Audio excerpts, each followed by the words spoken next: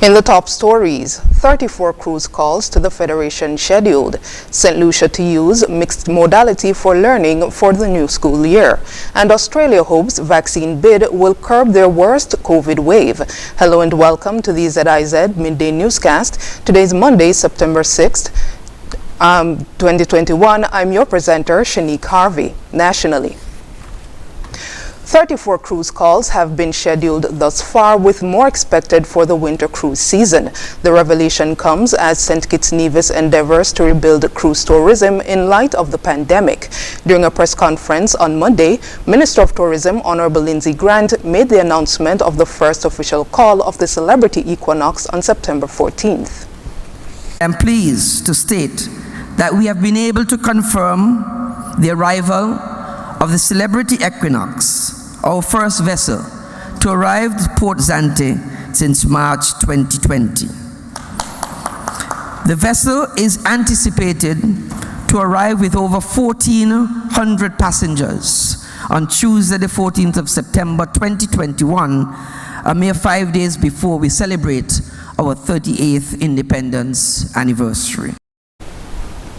Tourism officials reiterated the testing policy now in place for use of the RT-PCR test 3 days prior to embarkation at home port.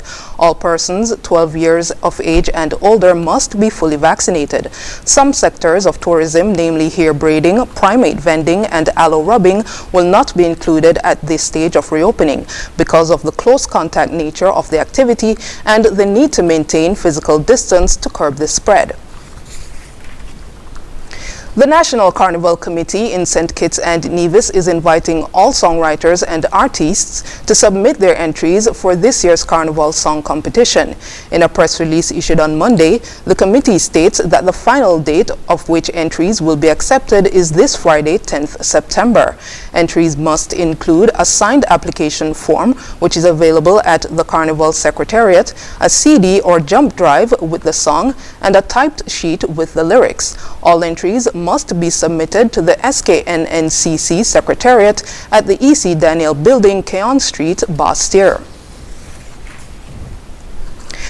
The official reopening of schools, students of East Basseterre benefited from a back-to-school event on Saturday held by East Basseterre resident Natasha Gray.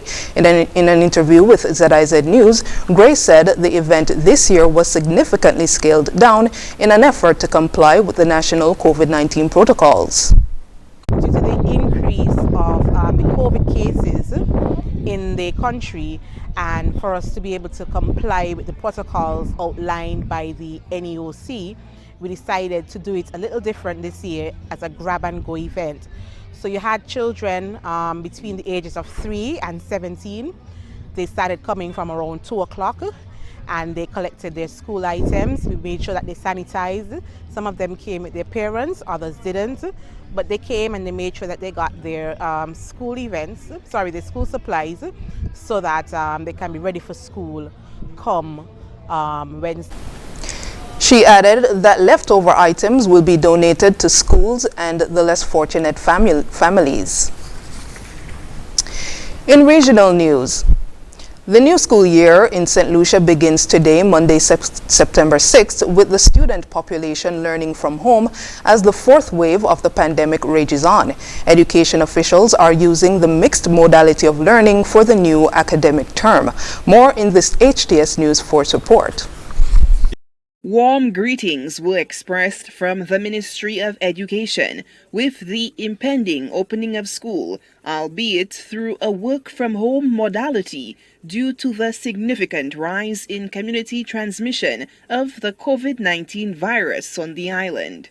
As you know, we are faced with COVID-19 pandemic, and all sectors have been affected, and more so education.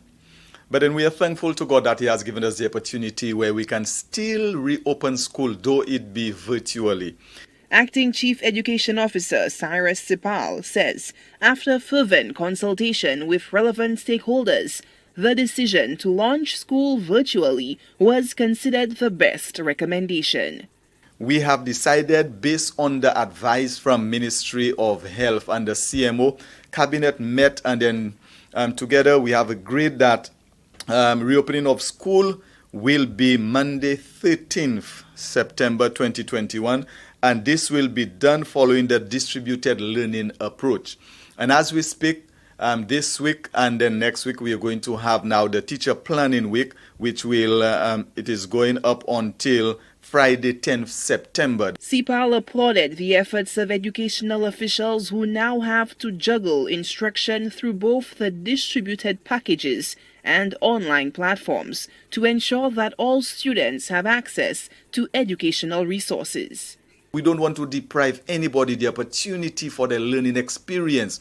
So that's why the distributed learning approach is so crucial. So if you might have a few children who are living in a remote area and they do not have the access, or if they have the access, they do not have the connectivity. So we have now provided the packages for them that the parents can collect at designated points, and the children can also get some form of instruction going. CPAL urges deeper introspection for the education sector, with the pandemic bringing issues like an increase in dropout rate to the fore. Soulage Alfred, HTS News Force.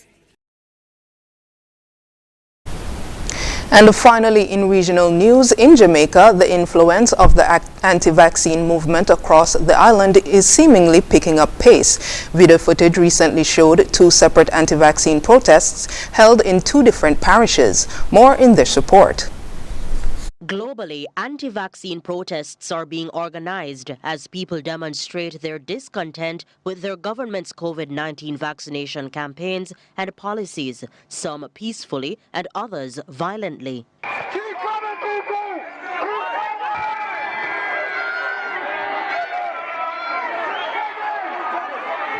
In Jamaica, despite the government's declaration of not mandating the COVID-19 vaccines, many have taken to the streets in protest against the national inoculation drive. On Friday, this was the scene in halfway tree St. Andrew.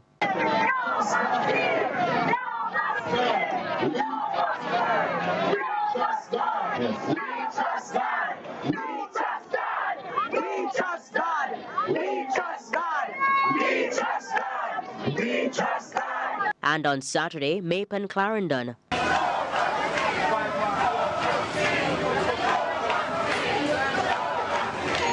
CVM Live understands that there has been no known instances of violence at these protests, and by law, citizens are entitled to peacefully object. Despite the government's all-out effort to immunize as many Jamaicans as possible, it is evident that vaccine hesitancy remains a challenge.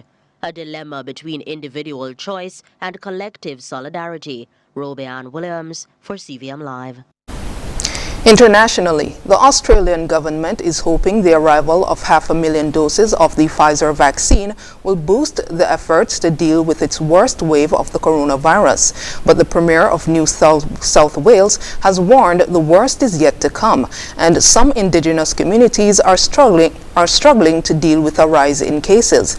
Al Jazeera's Sarah Clark has the details. This small town in far west New South Wales has been hit hard by the Delta variant.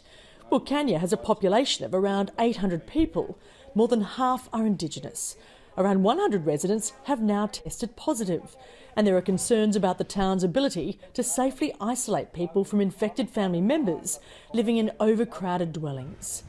Motorhomes have now arrived and will be used as temporary accommodation.